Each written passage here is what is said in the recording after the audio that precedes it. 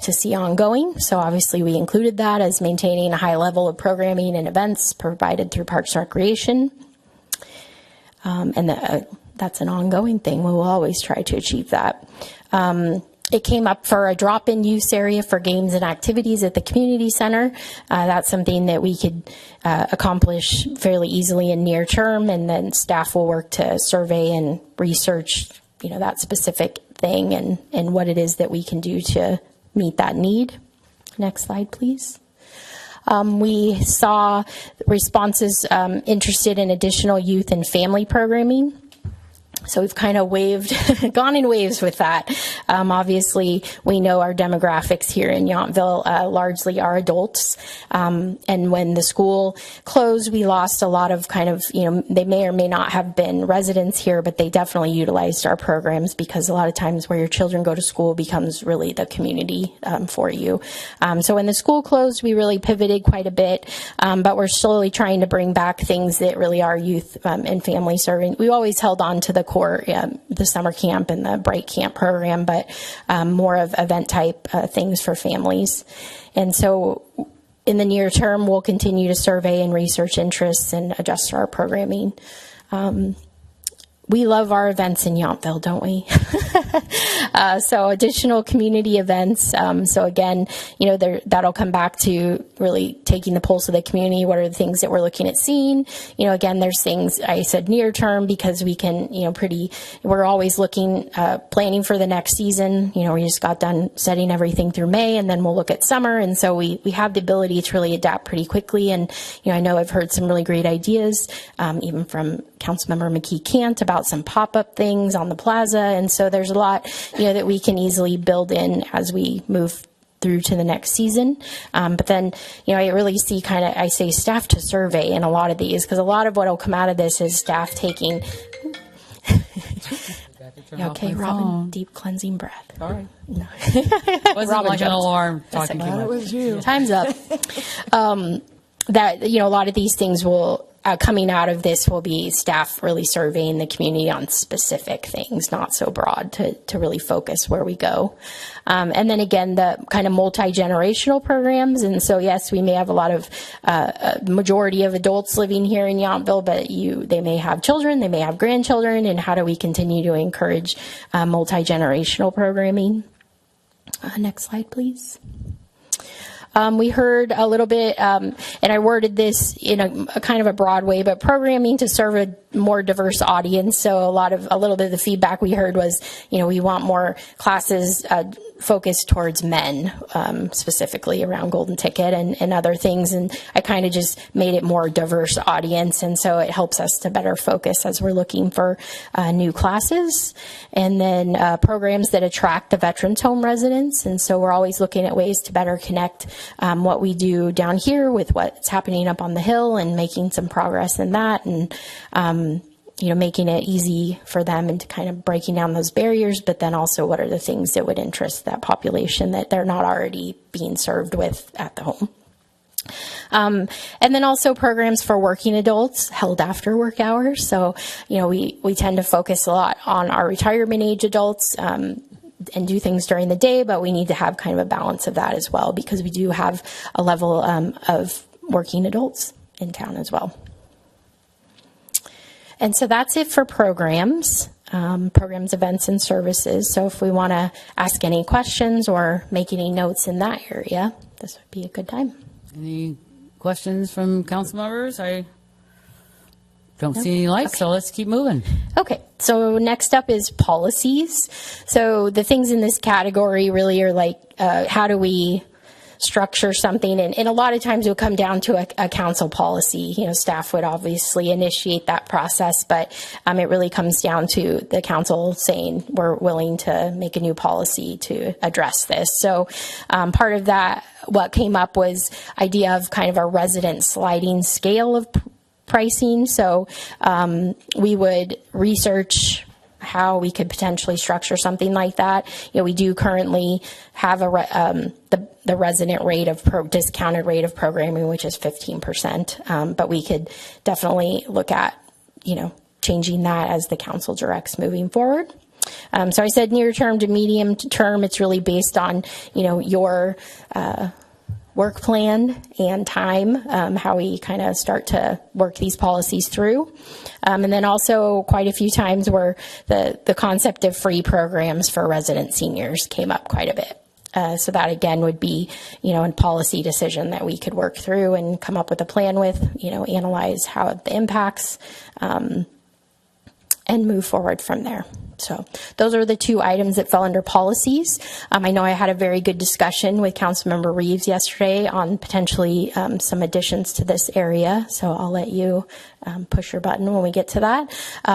But that's really it for policies that came out of the community input process. So I'm happy to answer any questions or get feedback. Okay. Councilmember Reeves, since you were called upon, and then I'll come back to Councilmember Tripp. Well, I, like everyone else up here, feel like this is a great addition to all of our information for residents and for the council to make good decisions.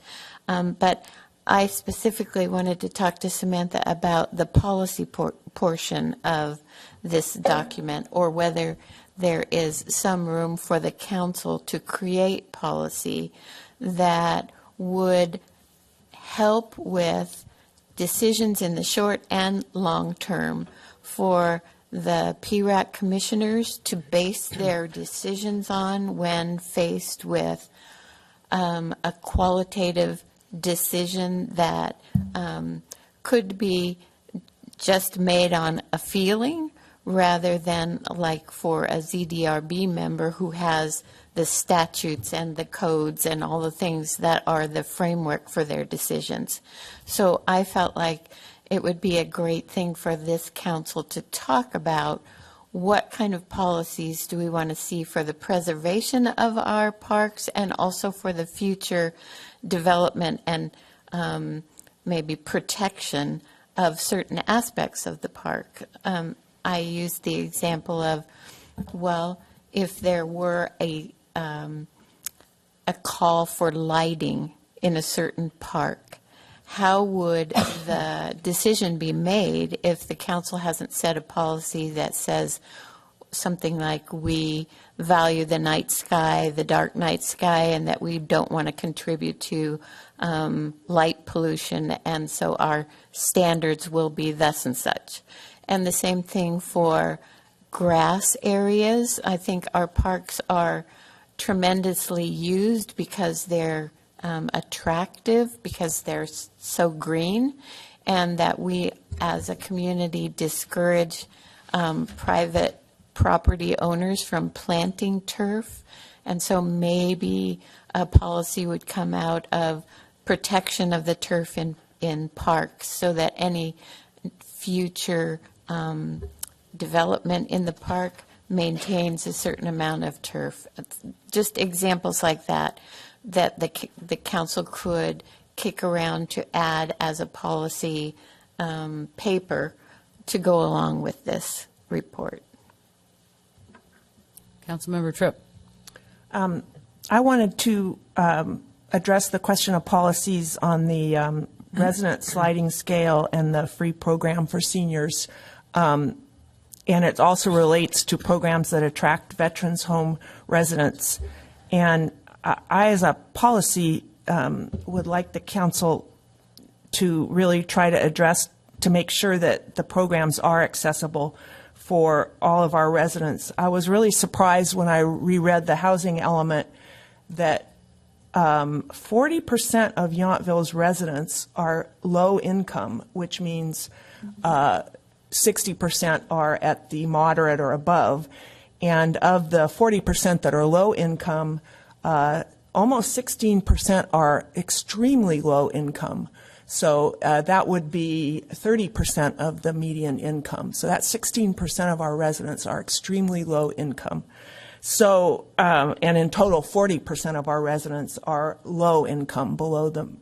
So I would really like us, and I do know that we have a scholarship program, but I think that hurdles that require people to come in and admit to financial issues or can really discourage people. So I'd like to see if we can make an effort to try to have some sort of a easily accessible subsidy program that doesn't require a huge amount of administration, which is a really tricky needle to thread, because if it gets too complicated, it just becomes overwhelming to administer.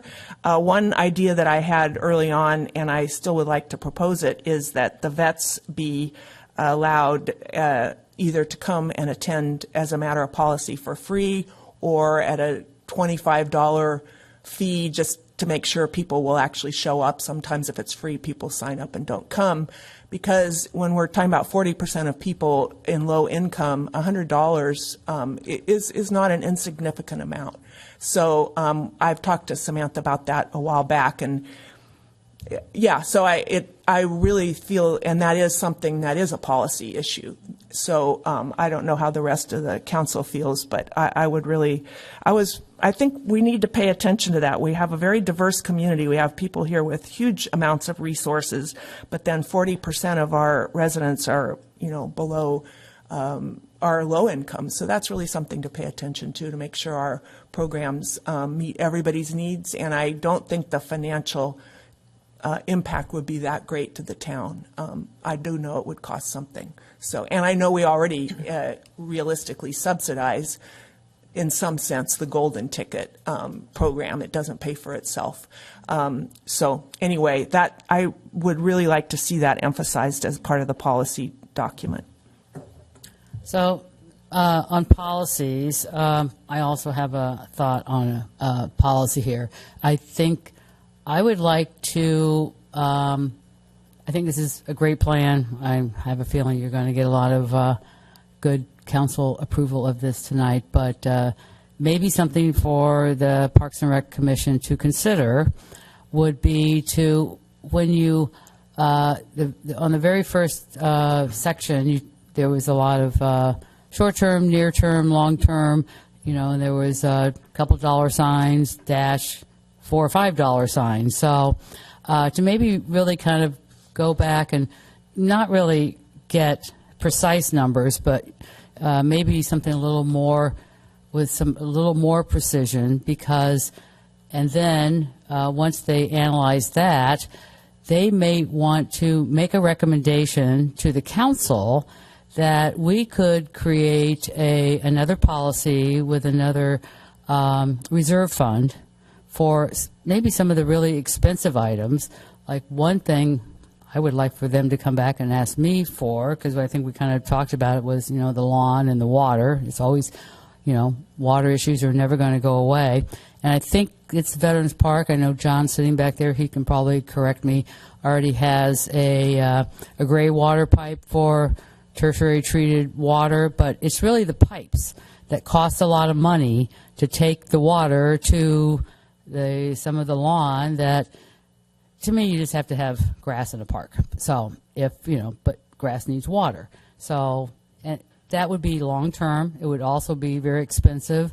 But again, we now have, really great reserve funds that have been built up over 15, 20 years now. Well, 15 really is when we really started those. So if we don't start some of those now, but that would be something that, but I'd like to really have the Parks and Rec Advisory really kind of look into that and, just really see if that's something that would kind of help get to some of these bigger, more long-term expensive goals.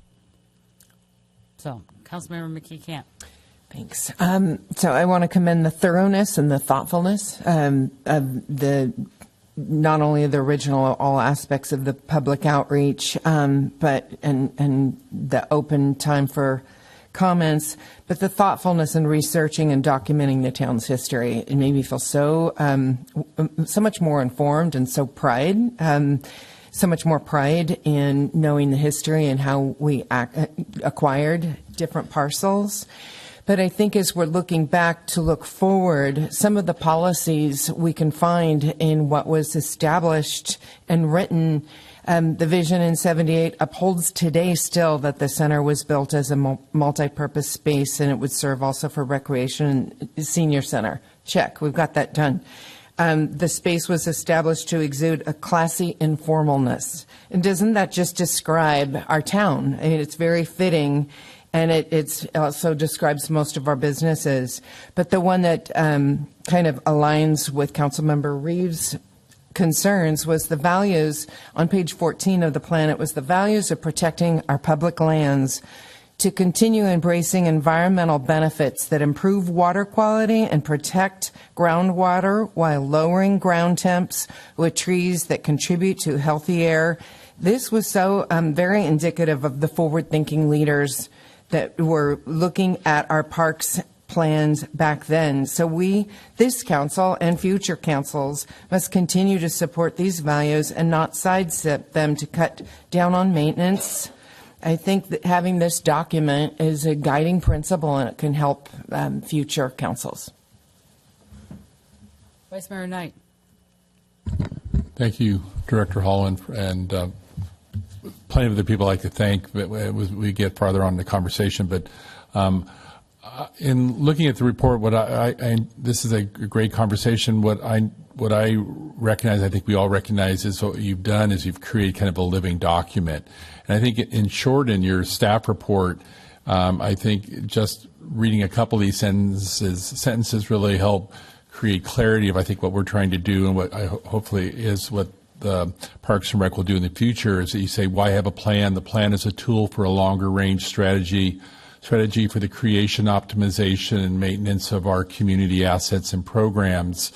And unlike some master plans, Yountville does not focus on our one park or programs, but rather the overview of the system, documenting where we stand today and plans for the future. The outcome is a framework for improving and evolving the parks and recreation facilities, programs, and services to best serve the residents of Yountville into the future. So I think you've done a great job with this report. I think in terms of policies, what I've heard here too, and I've thought about is how do we and when do we maybe add items where we talk about the importance of the community for natural parks, green grass, and then we've had these discussions over the years of protecting the dark sky, and we do that with our lightings and our streets, and we've hopefully focused that on our parks, that when we have lighting that's directed down, we want to be sure people are safe in the parks, but we want to focus on a natural environment and protecting dark sky. And just recently, I mean, with all the work you've done, I think we need to talk about how our public facilities and parks and recs will really promote Yountville as a blue zone community, and maybe we should really at some point in the future really step up to try to be a blue zone community, as there are in other places in California. So I think this plan is really getting us there, but I think maybe emphasizing the parks and how that we are here and wanting to have focus on the natural and the beauty and the health is an important part of this plan, and hopefully it gives direction for future Parks and Rec Advisory Commission members to bring back ideas to you and to council. So thank you. Okay, so with that, we have a resolution to get to, but I just wanted to say one thing. Manager Pardon has me. No, I just wanted to respond to Vice Mayor Knight on two things. One, as I'm looking through your general plan, you do have a policy on outdoor lighting that does already, in essence, consider standards that support dark sky principles. So that exists in your policy documents. And then second, as it relates to blue zones, as I understand it, going to look over at our deputy town clerk, we're on track. I think you were saying March or April to meet all the criteria to be adopted as a blue zone community. Is that accurate? We're actually on track to become an official work site by the end of December, beginning of January. So the town of Yountville as a workplace will be an official site. But in terms of expanding that to the community at large, I think that would be the walking paths and those additional marquee projects that we can continue to work with Blue Zones projects on. And it's Right. also meeting certain criteria for everything from what's sold in your grocery stores. There's a whole list of things that to become a Blue Zone community, and I know Whitney has been working and chipping away at some of that as well with the business community. I'm not sure of a timeline, but I know that it's in progress. Yeah, I think I heard. I think two more boxes we needed to check, and I think they're in progress. One being the map, the other being a pilot project, which we've been working on. So, anyway, point is I think in the near term we will both be a site workspace and we'll be a community. Those things are and not that I'm completely familiar with all of the general plan policies, but what I do find particularly useful is the appendice that gets into the implementation steps. Because that's sort of a general summary. So when you have the time, when you review that, there's a lot in there. In a town of our size, you are able to get specific in a general plan, which is a nice feature. So I would tell you, as you've been talking, I was going through those. The other thing that is in there, which Sam pointed out, is within your park, there is I'm flipping for the actual language, but what I refer to now is spray grounds, which are playgrounds that have water features, so they call them spray grounds. That's just a term. So it's not a water park. You got to be careful. Water park, people envision water slides and all of those things. But that is also in your policy document, is to aspire towards. It sounded like the drought maybe short-circuited that, but that exists in your general plan. So, sorry, go ahead. Vice Mayor Knight. I have just a question, Mayor. Will we talk about? I have some other thoughts to bring up. Do you have another part that we'll talk about, or are we just opening up to talk about the document? In can I general, just circle back on policies really quickly, and then we can talk more generally? So, based on what came up today, I might suggest adding in potentially 2 other policy recommendations if the council agrees.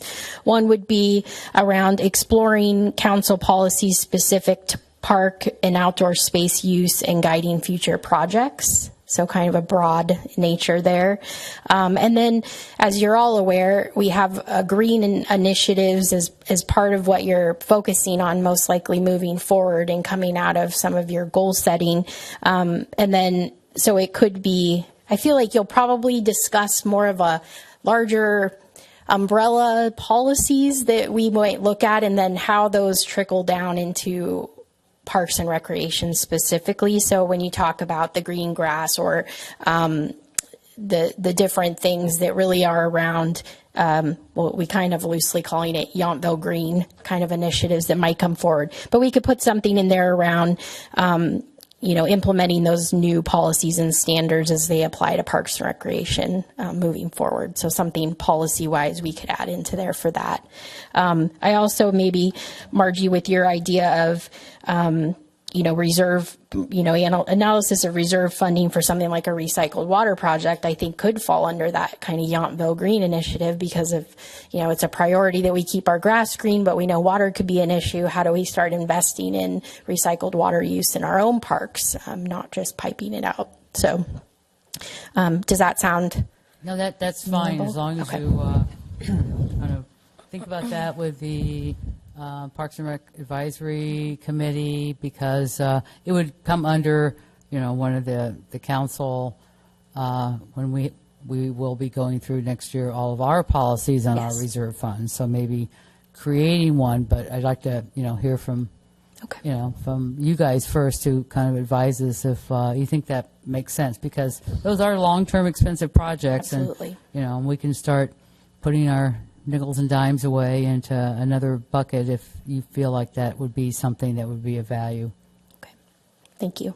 So for one more slide. Hit your button. I know somebody's you got a button. hit your button. I know you, Council. One more slide. Okay, one more Sorry. slide and Yep. I promise, just one more slide. one more slide. The last one's Okay, just a then we'll come picture. back and we'll have- So we can obviously, after this, have general questions and provide feedback. I just thought in my mind makes sense to break those three categories out. Obviously, we're taking additional public comment, and tonight, providing direction for changes and adopting it as your input is as what I just said as I recapped it. Or you could always provide feedback and ask me to bring it back at a later date. And then really there's actually two slides. I'm really sorry. So once it's adopted, I think that's kind of what the question I get too is like, well, what does this even mean at this point? So, obviously staff's job then is to really put a work plan into place. And in those near term things, some of them you've already approved a budget for are already in process. And those longer term things will start building into those work plans. And some of the priorities behind that may come out of your own goal setting series that you're going to be doing. And so it'll help us as staff to really put those timelines together as far as where do we bring this forward? Is it a 2-year CIP? Is it a 5? Is it a 1? And really looking at those priorities and, the low hanging fruit things that are near term that are already in progress, are listed here, and they're also called out in the plan. There's actually 2 more slides. Sorry. And then as I mentioned, the next one I've already said, which is really just planning for those medium and long term projects. And again, though, bringing it back to what I said earlier, it doesn't stifle new ideas or things that are opportunistic that could come up, or things that we can try that are very low cost that we don't need to budget for in 2 years that we can implement now to see, whether it's a trial basis and then we decide it's working great and we're going to, amend park rules and ordinances to move forward to allow this in the future forever, which could potentially be off-leash dog, hours in certain parks as an example. So that is really where all ended, and any general feedback, of course. And then I know we do have some members of the Parks and Recreation Advisory Commission with us this afternoon, which I really appreciate, that may want to say something. So I appreciate your time and all of your feedback and interest in this. Okay, so I'll wrap up with final questions or comments from the council. Then I'm hoping one of these great Parks and Rec Advisory, I know the chair is here, will come up and give us some thoughts, or anybody, and then we'll come back and propose a resolution, debate that, and finish this off. So with that, Vice Mayor Knight. Thank you, Mayor. There was just one of the issues in looking through it, on page 31 and 32 of the document in paths and trails. The report classifies class 1, 2, and 3 paths. But I know in talking with the town manager that class 4 path is been formulated now that really sets the ability to divide an active drive road from a bike path. And so I think it's something that we should add to this because there may be opportunities and some brief conversations. I know the town managers talked about, whether it's in part of our greater path systems, how do we reach and safely get residents or visitors out to the Napa River Ecological Reserve, and maybe a class 4 path could be an option for that, or potentially, I know a lot of veterans talk about safety of paths for for them to move back and forth between the home and the town, and maybe a class 4 path would be a short-term viable option for them to discuss with the administration. So I would think it would be a good thing for us to add class 4, a definition of class 4 bike paths in the path and trail section. And I just wanted to note too, thank you for, in that report you talk about regional trails and the regional trail that was talked about years before on the west side of 29, because if you're reading in the Register, the Vine Trail is now actively looking how to link our path from just south of town here to the rest of the valley, and it's very possible, they may, I think that opportunity of potentially that path on the west side of 29 linking is a good idea. So I'm glad that it's in the report. And Class 4 bike path, I think, is an important add-on. So thank you. Councilmember McKee-Cant. So in just going back briefly, the history called for the center to be inviting, accessible for all, and able to evolve, which you're clearly showing that you are. And I think it's key that we underscore to provide unmet community needs. But I also want to make sure that that includes business a little in there as well. So unmet additional needs kind of delves into the town, our need to supplement the activities we once had for visitors. There was this thing that used to happen here that was called shopping. So since we don't have a lot of retail activities as well as kind of ecotourism models, maybe if we had some of those class 4 paths, we would. But I'd like to work with the plan to see if we can elevate offerings and kind of aiming towards that classy informalness to add for things for visitors to partake in. And we had talked, I know you and I have talked about some of the pop-up things, but that is busking, outdoor activities like Qigong or Tai Chi or line dancing, watching an artist paint, mimes, character painting, magicians. And before anybody thinks I'm running amok and trying to, create a circus-like atmosphere, I'm not. I think it's important that these ideas don't happen on the same day, but that they be kind of pop-ups.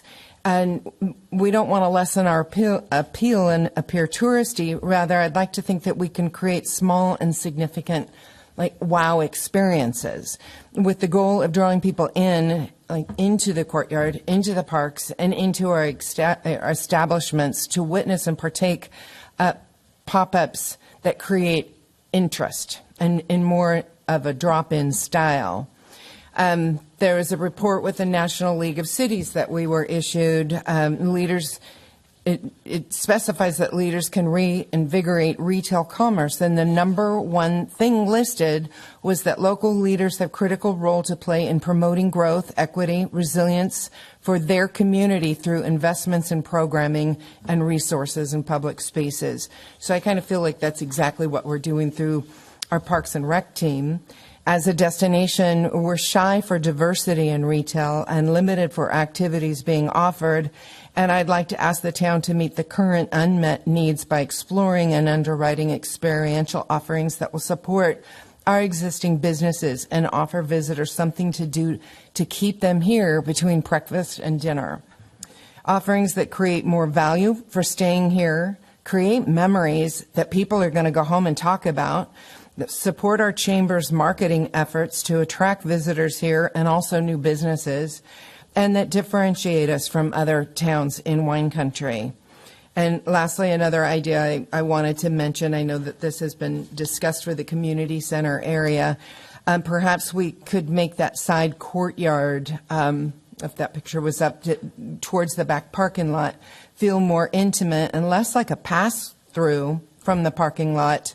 If we had movable planters that include edible gardens planted and maintained by some of the master gardeners here in town that could even do demonstration kind of gardens. We could decorate and create privacy and intimacy while at the same time demonstrate our agricultural roots and complement any fun barbecues or events that we have planned in that space in the future. Okay, well, so with that, we have public out there, and we also have members from the the Parks and Rec Commission. Would you like to come up and just share some of your thoughts?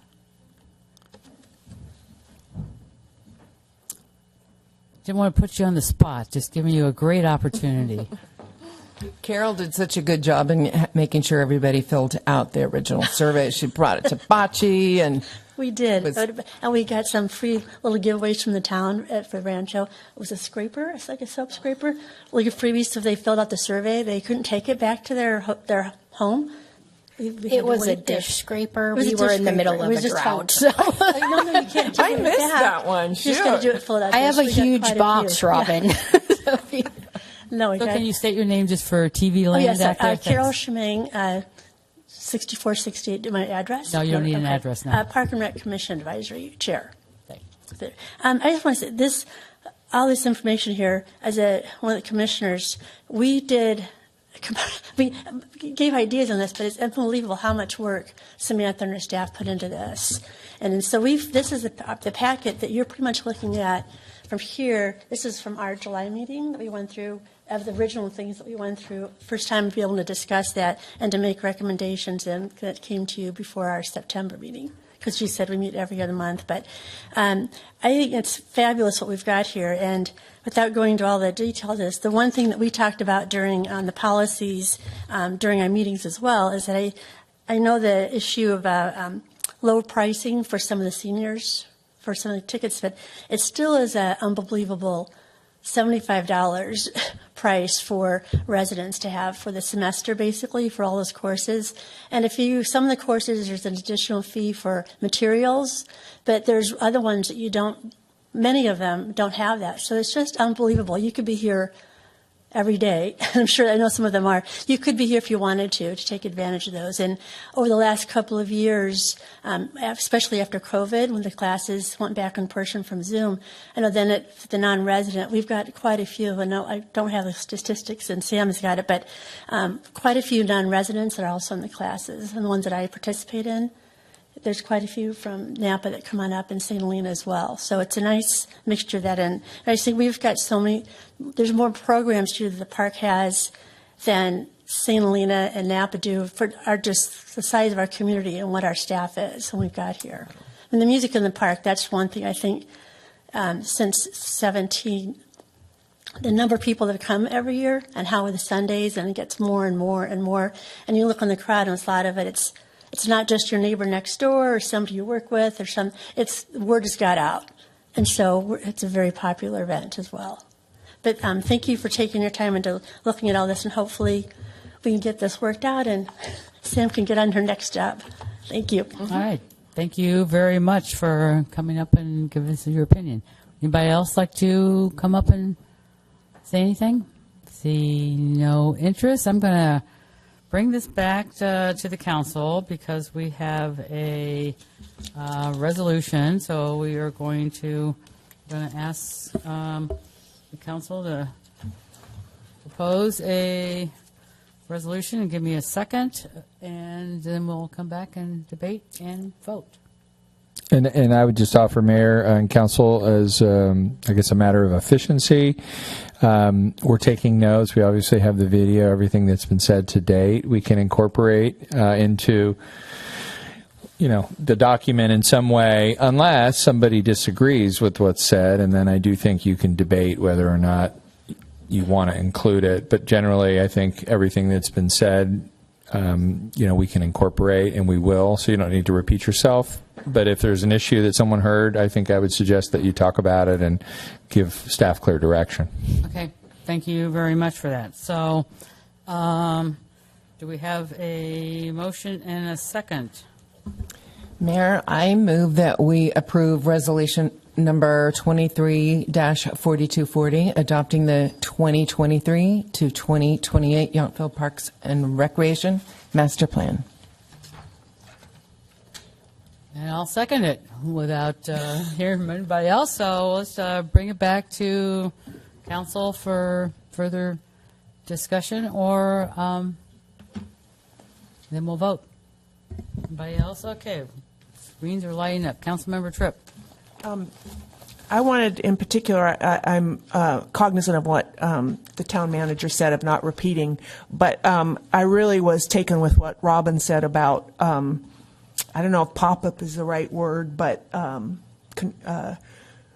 those type of events. Drop-in Yeah. for the community center and in the parks. And in the parks. And so I just wanted, because I didn't see that anywhere here specifically. A lot of other things we said were sort of amplified ideas already in here, but I didn't see that anywhere in here. And so I would be a big proponent of that idea.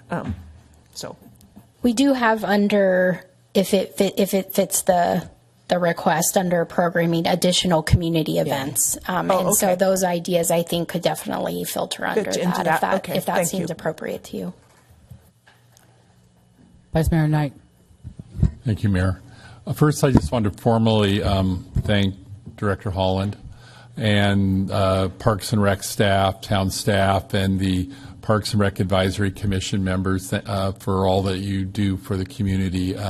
Thank you for all the meetings you went through and for the leadership that you provide. So thank you. I guess I definitely support this program, and I do support everything that I've heard in terms of what I think this council has been suggesting and all that has just really is summarized in the staff report about what is the plan. And one of those last items about the benefits of the master plan is developing recommendations and implementing strategy to continue moving forward. So I know, Director Holland, you'll do that. And maybe the only suggestion I would have is that just like many of the city meetings and league meetings we go to where they encourage city councils to review regularly the general plan, is that maybe just programming helps create tradition of programming maybe at least once a year to agendize the master plan for parks and having the committee review it, because ideas pop up, and as they are, and so talking about it once a year will help us as we go through budgeting too. So I also want to thank you for all the information you put in there about the California Veterans Home, Yountville Veterans Home. They're a big part of our community, and there's important information in the document that talks about the home.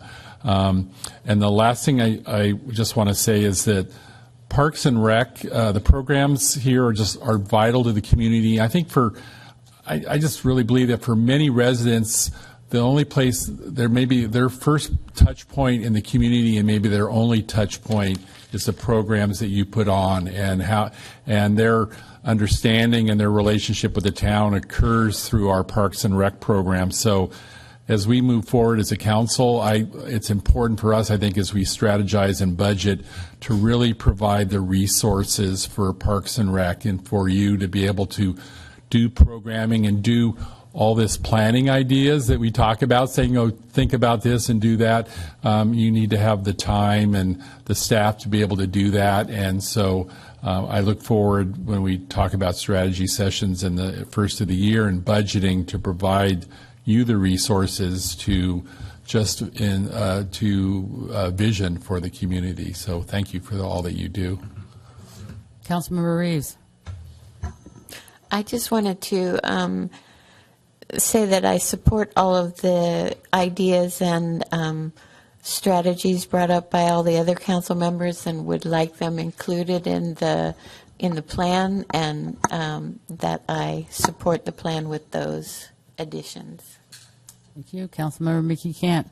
Just want to thank Director Holland and your team too. I mean, to have, again, the history and the forward thinking included in the plan makes it a home run. I think the plan accounts for programming that's vital for our community. And further that, I think with our focus, we can add vibrancy to our business community as well. I think it's going to be up to us to just elevate, and the rising tide's going to lift all the boats out there too. So our businesses are going to want to have some pop-ins too. Thanks.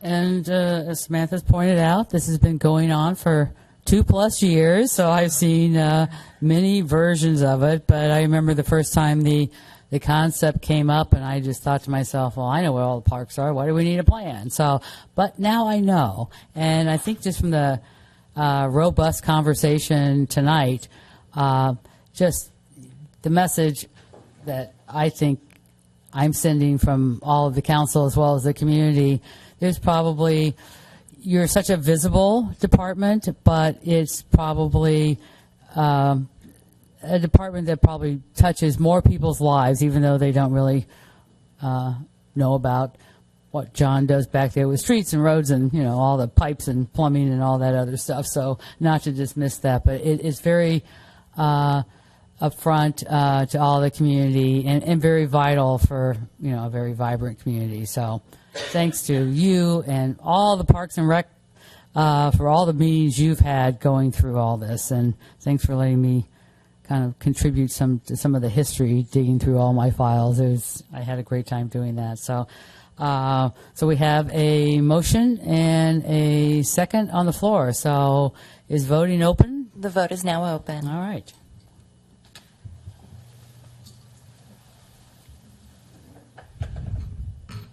And that passes unanimously.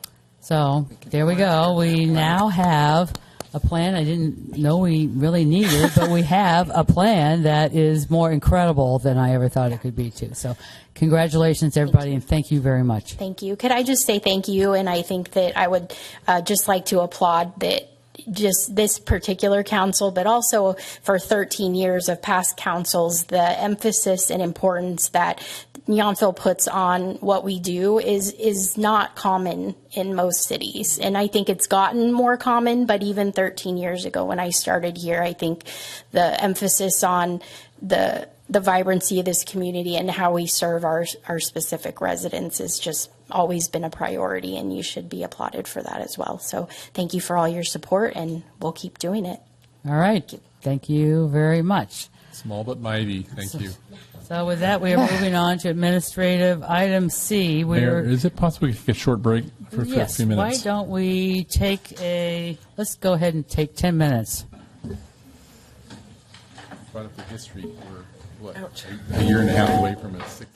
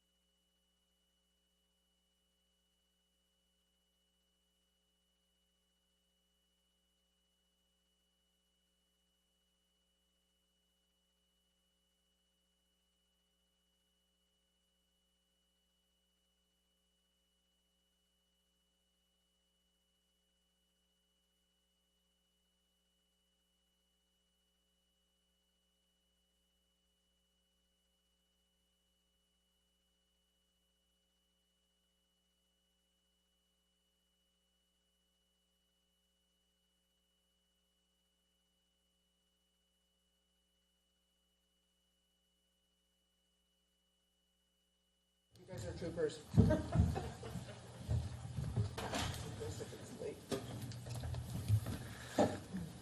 Okay, the council is back, and we are on administrative item C. So we are now going to consider approving the argument in favor of Measure U, the GAN limit. So, Town Manager, are you going to get us going on this? Yeah, there's no formal report. Both Mackenzie and I are here to guide you, but I will tell you that, as you know, you've done this a number of times, and both the proposed language in the ballot measure and the arguments in favor are closely modeled after past, past efforts to do to approve this.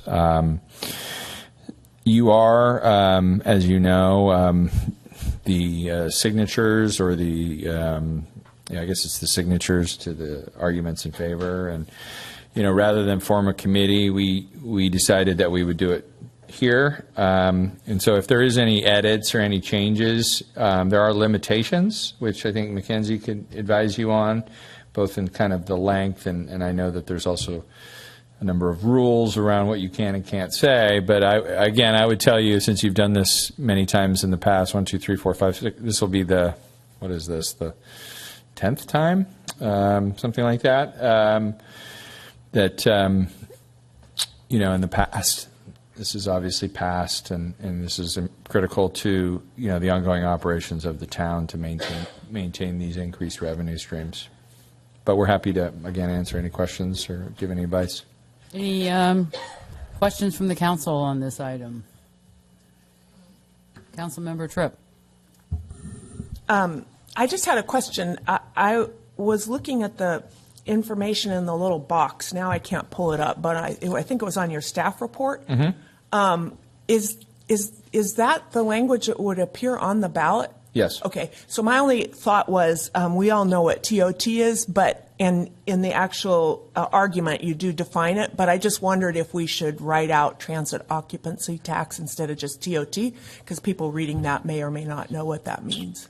The only issue there, I think, is we have one word, like there's 75-word limit, and I heard it's 74 words. So I think it's 72, so maybe we could. Oh, okay. Yeah, I agree with you. Yeah. If we can do that within the word limitation, but I think that was the reason we used the acronym or used the abbreviation. So we will confirm that, but if so, we can make that change. And then my other question is, because it says, and again, I don't have it right in front of me, TOT and sales tax. So I remember we talked about TOT, but sales tax is also included in the GAN? Yes. Okay, so that is sales tax that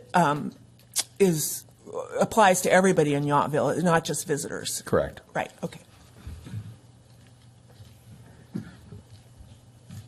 So I've read through this, and I remember, just be careful when you're counting those words, because I know we had that same conversation over and over in past years about the TOT, and we just didn't really want to run up against having any problems at all with that ballot measure. So I really don't think there's a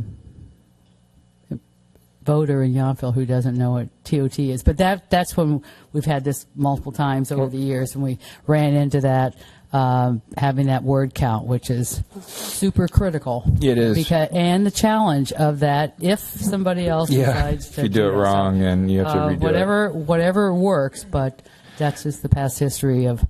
Maybe as a suggestion, if you all agree, because you used TOT twice. In the first case, I think I would feel comfortable saying hotel and sales tax, because that's obviously one word. It doesn't have to spell transit. No? Well, I think we already approved this question on October 17th. Oh, that's a good point. So the ballot question isn't actually before you. It's the ballot It's the measure arguments. in favor. You're right. I'm sorry. So next time. Anyway, just super careful. So, and that's just where the discussion was Thank you. before. And Yeah, no, you're right. Okay, we didn't want to take any risk whatsoever, and Already went through that with the the county recorder or assessor or whoever oversees this. So yeah, but next time we could do that. If that makes more sense. Yeah, I agree. So the last several that we've kind of gone through, just for the public is, again, it does not raise any tax. It allows us to keep the tax that's already been generated in our municipality. And the voters have overwhelmingly, in the high 70s percent, approved this in past years. So, there's going to be lining up quite a few things on this. This is going to be on the March ballot. This will be on the March ballot, so I don't think there's a lot going on the March ballot, but I'm happy it's doing that because of our time limit, because November is lining up to be very full. And sometimes people just go down and check yes, yes, yes, or sometimes no, no, no. So I'm very optimistic and hopeful, but I encourage anybody out there who has any questions to reach out to the town staff and get some further explanation about this. So happy we're doing this and thanking our town attorneys for keeping us legit here. So any other, Councilmember Tripp. So just in terms of passage, it's a majority of the people who vote, because I'm thinking maybe not a lot of people. It's harder to get people to vote in March. Yes. Yeah, so it's a majority of people who vote. Correct. Thank you. Vice Mayor Knight. Thank you, Mayor. Thank you. Just going over timelines. So we've already presented about the ballot measure to the elections department, and we're just approving our arguments in favor tonight. And then what are the just other timelines that we await? Is there a response to this arguments in favor that has to act within a certain 10 days or 2 weeks or? There is. This is your final action. If somebody does choose to present that, they can do that. I think it's directly to the elections officer. It doesn't come through the council. So there are dates that are codified in terms of when they would be submitted, and likewise, once they are submitted, there's follow-up dates to rebuttals if anyone chooses to rebut either an argument in favor or argument against. So those things are all managed through the, I think they call Tudor the county recorder here. Yeah, Assessor. so he's the elections official, I know, but Recorder. That's right. so that all flows through the county recorder. Yeah. We should actually. Councilmember Reeves. Oh, sorry. I would just offer that the staff report actually provides those dates too. There's a I'm December sorry, thank you. 15th, December I was 22nd. just looking at the measure right now. Yeah, just for your future reference. Okay. Councilmember Reeves. So in this item, are we just going over the wording of the argument? Yes. Not the ballot measure. So with that in mind, I was just going to suggest the last paragraph after it says a no vote, then the next paragraph that starts if this measure. I was thinking that if we could bold the not make it uppercase, but just bold the not, and then separate the last sentence of that paragraph where it says measure you allows, because and make that a separate paragraph line or whatever, because the first sentence is saying this is what is going to happen if you don't vote for it, and then that last sentence is what happens if you do. So it should be separate from that paragraph. So I just, for the ease of reading and also to make sure that the argument makes sense, I would like to separate those two things. Anyone have any issue with that? I'm fine with separating those. I'm just a little nervous about making too many bold things. I know when I tend to read stuff, when it's like people start changing fonts and they underline stuff and there's lots of bolds, it's just like, grammar check, say. Yeah, that's fine. I'm not separating- married to that, Yeah. but I do think that separating would be important. Yes, I agree. Separating is absolutely fine. As long, and I know this is a template and has to fit within that template too. I think this has more More room. It just has to be one page, as I understand. I think but we'll make sure it's within the template. Yeah. That sounds great to me then if we separate those. I think that makes sense. I agree. So staff have all the information you need on this one. I think we just need you to vote. So you need a, hold on a so. second, let me go back to, so, okay, if we're going to approve an argument, then let's vote. Is voting open? Do we have a Did we make motion? a You have to have a motion. I make a motion to approve the arguments in favor of Measure U language. I second. With, will you take the friendly? I'm sorry, with the amendment change is- recommended by Councilmember Reeves. Which is to separate. Separate that- the paragraph. The last paragraph into two. Create a new paragraph for that last sentence. Okay, I second that. And you accept that friendly motion? Okay, with that, now. The vote is now voting's open.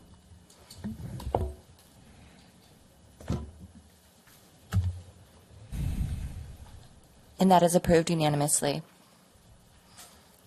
That passes unanimously. Great, and hopefully we can kind of, maybe under informational reports, as we get closer and closer to the election, we can kind of keep bringing this up and keep it in everybody's remembrance and which way the council is recommending. I don't think anybody's probably focused too much on the March election tonight, so we have a few more council meetings between now and then, so let's keep talking it up, because we don't really do any other advertising or polling or any of that, so, Can't put a banner out front. yeah. Well, yeah, We're not probably. campaigning, providing information. So, but we can talk away, so let's kind of do that. All right, let's move on to administrative item D, where we're going to consider and discuss approving some proposed town council meeting calendars. So, town manager. Yes, thank you. So this is an attempt to look ahead in terms of both the end of this year and all of next year, so that we can hopefully get our schedules straight in terms of meetings. As you know, regular meetings occur on first and third Tuesdays of each month.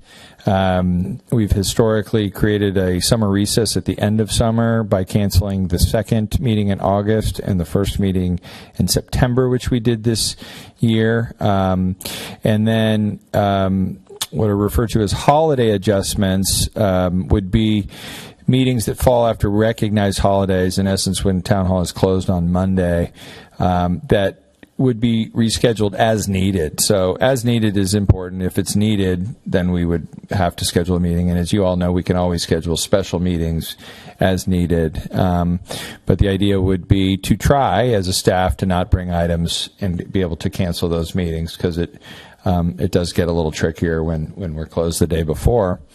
And then finally, we are proposing that we would actually close town offices during the week of Christmas. And that's in order to just provide the staff with a break, but also, you know, when we're open, as you know, we have to staff counters. It becomes tricky as everyone tries to take vacation, and based on my understanding from the staff, there's very little activity. So in many cases, as it was at my previous jurisdiction, the town office is just closed for that week. So that's the proposal that the staff is making, and we'd like your input. Thank you. All right, I have some input. I'd like to hear council thoughts on this and some discussion. And it pertains to the winter holiday break for 2023, specifically December 27th, 28th, and 29th. I would like to propose for the council consideration that those 3 days this year for our staff, that they don't need to take leave, and that the council could approve a Christmas thank you.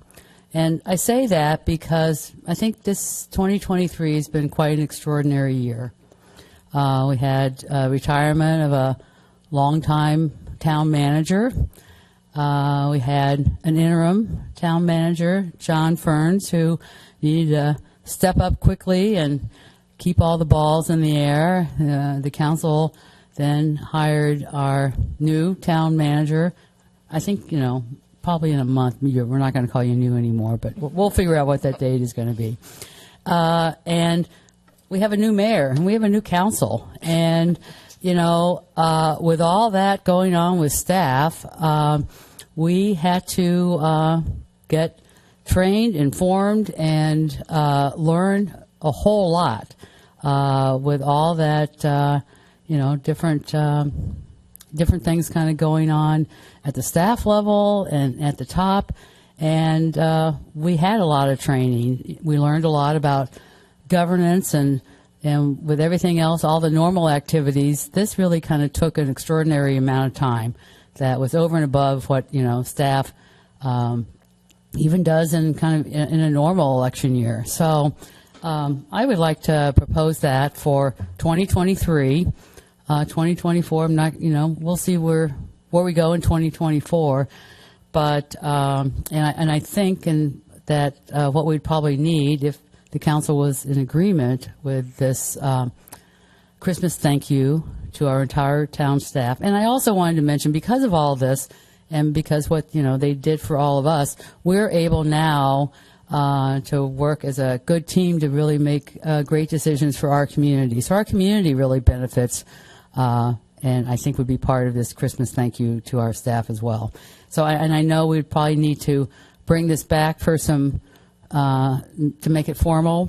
More, I see Celia shaking her head for the December 5th meeting, but that's kind of my proposal. So, town manager. Yeah, I think, first of all, thank you, and I know the staff appreciates the gesture, and hopefully, if you all agree, we can work through the details of what that would be. Just to be clear, what I was proposing was to close the town offices, not to require people to take leave. We were discussing that people could work those days, but by closing the town office gives us more flexibility, of course, with scheduling, so we don't have to cover a bunch of stuff. But this, in essence, would provide 3 additional holiday days or floater days or whatever the proper HR term is, which is what we'd have to work out, so that people could just take the time off and not, again, be forced to use leave or we weren't proposing that. We actually couldn't do that, just so you know. So yeah, I think there's a workable way to do it. We'll have to kind of make sure that we're following all the HR rules. But and I know that Samantha probably has camp for the kiddies, and hopefully, John, we're not going to have any atmospheric rivers for your emergency staff, but that I know you'll be out there covering whether it's a holiday or not. So whatever information needs to kind of come back to us. But so maybe can we just kind of talk about this one thing and then kind of go back to the other things? So, council member thoughts. Council member Tripp. Yeah, that kind of your thought anticipated my question, which was whether people would be required to take leave or not. And I do support the idea if it's possible. We do have, as we know, collective bargaining agreements and whatnot. So we've got to cover the legal bases. And one thing that occurs to me is how you treat people equitably who do end up having to work. Because there will need to be some staff here. And so that kind of becomes an issue. And then, how do you handle those days if they do end up having to work? So I do support it in principle, but I could see it could get very complex quickly. So that would be my only concern, that we not create more problems or any unfairness or feeling of unfairness by staff who do need to work and be here. That would be my concern. But I certainly support all the huge efforts everyone's made, including the council, because it really was a big year. So I think it is a nice thing to do if the logistics could be worked out. Yeah, I did talk to Gary Bell, our other attorney, ahead of time, and so this would be outside of the bargaining unit, because it essentially is a thank you from the council to the staff. So it would fall outside of that. And I think that's pretty much what he said, but we'll be bringing that back. Any other, Vice Mayor Knight? Thank you, Mayor.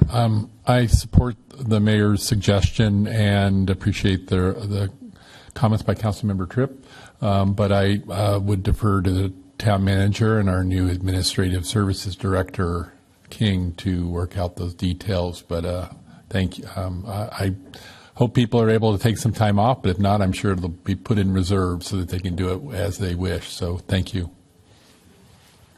But I think if they can't, but I'm really hoping, since we're going to close that, and we might get some more legal opinion later, but we might have to really designate it for these 3 days. So we'll let the staff and our legal group figure that out. Councilmember Reeves. Yes, I really support this gesture, and I thank you for bringing it up. And I agree with the other council members who are concerned about the people who can't actually take those days off. And so if that can be worked out to everybody's satisfaction, I would appreciate being able to make the gesture.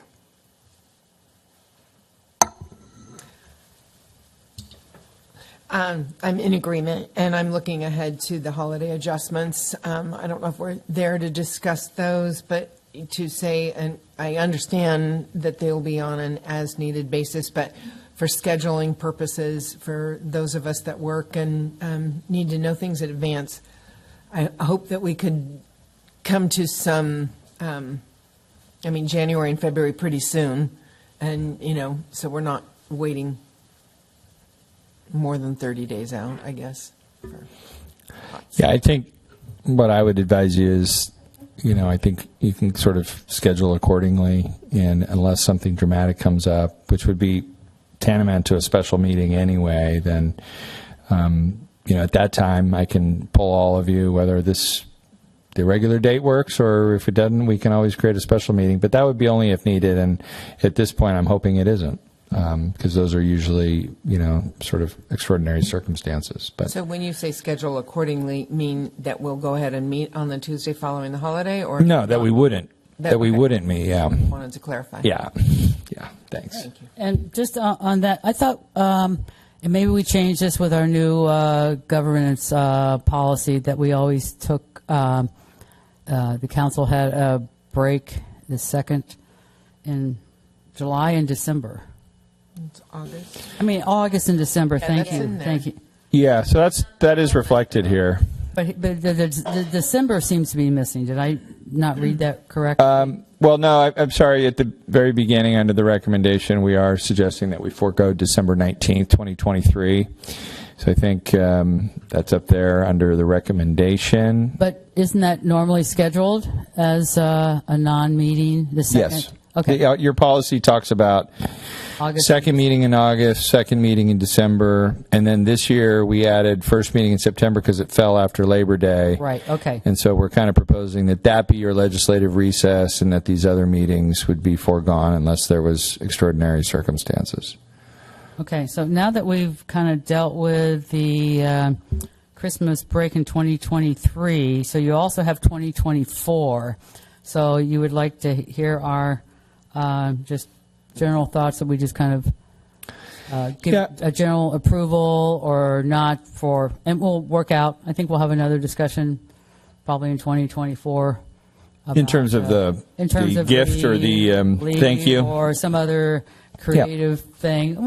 Let's make sure it works. We'll kind of see, because we do need to let town people know that we will be closed, even though there might be some skeleton crew that's Sam's already got stuff planned, or that atmospheric river that might pop up. So, I think we can say now that the offices will be closed. The question is, can we extend the gesture, the offer, the thank you that you've suggested? And I've got to think there's a way, but I do think you've kind of pointed out the issue, which is there are some people that have to work, and those people have to be treated equitably or fairly. So that'll be the one issue that we'll have to work through, and I'm hopeful that we can. And then it sounds as though I'm not looking. I mean, if Celia was not in December 5th, we can bring something back. So if She's we do need to nodding, get a yes. formal approval, then we will. I feel her nodding in my.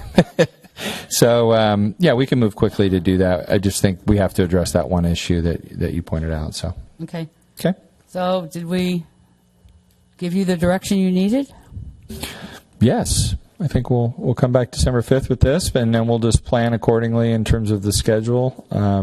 Unless there's, Do you require a motion for this, Mayor, or no? it's always useful to. We'll do that motion on December 5th. If there's, Okay, we Oh, can in we can terms bring of it just the back. general schedule is just informational, then I Right. guess. Okay, thank you.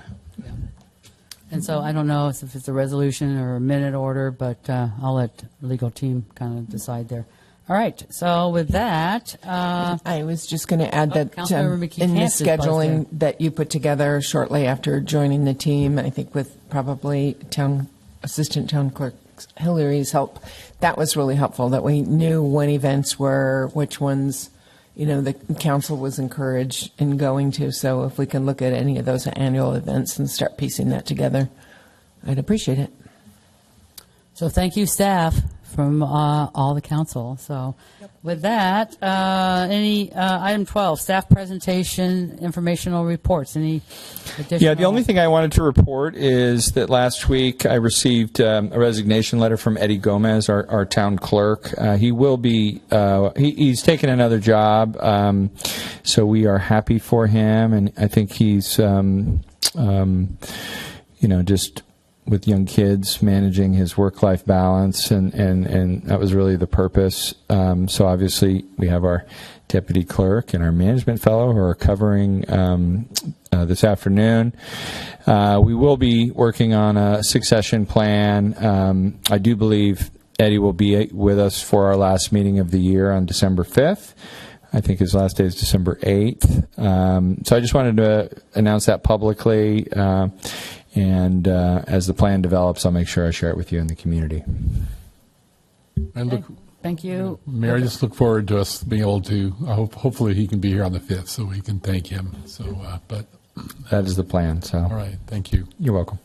So with that, last item, council external meeting reports. I know Eric and I, Councilmember McKee Kent and I attended NVTA briefly there. Still lots of discussion at those meetings about their ballot measure, which is extending the Measure T out for 10 more years.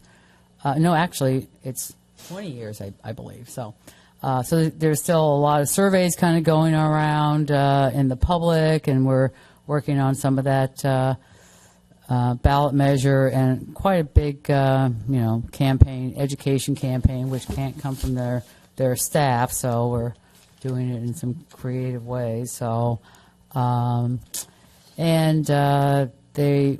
we approved the use of some, we're going to be buying some more electric buses, but we're also now buying some CNG, some certified natural gas buses, and we're going to be having a CNG facility and probably a hydrogen facility in the new bus facility that we have being almost completed now, kind of near American Canyon. And If I can add to that, they bought 6 of the used CNG buses, and they have a life expectancy of 12 years, and these are about 6 years old. They came from LAX airport, so they haven't been used too hard, but more encircling. So they expect a good 6 to 7 years. Well, they have other the electric buses on order. because the first electric bus company that we bought all our buses from now is out of business. So luckily, they did not have their own charging stations, and they were more of a they were made by another company, and that company's still around. So Those rats. all this stuff is, the whole industry is really, there was a lot of federal money that kind of helped support that. When the federal money went away, they kind of went away too. So anyway, a lot of changes and evolution in this whole business arena of transportation, streets and roads. Any other council reports from meetings? All right, seeing none, I will ask for a motion to adjourn to our next regularly scheduled meeting on December the 5th. I move we adjourn to the special meeting on December the 5th. Do we know if we're going to have a special meeting or a regular meeting yet? Yeah, we intend to have a study session at 1 o'clock. I'm not sure about a closed session, so that would be the 3rd. Okay, so we're going to make a motion to move to the special meeting. Thank you for catching that. yeah. On 1 o'clock on December the 5th. I second. We have a motion and a second. All in favor say aye. Aye. All right. Thank you, everybody. Good night, TV Land.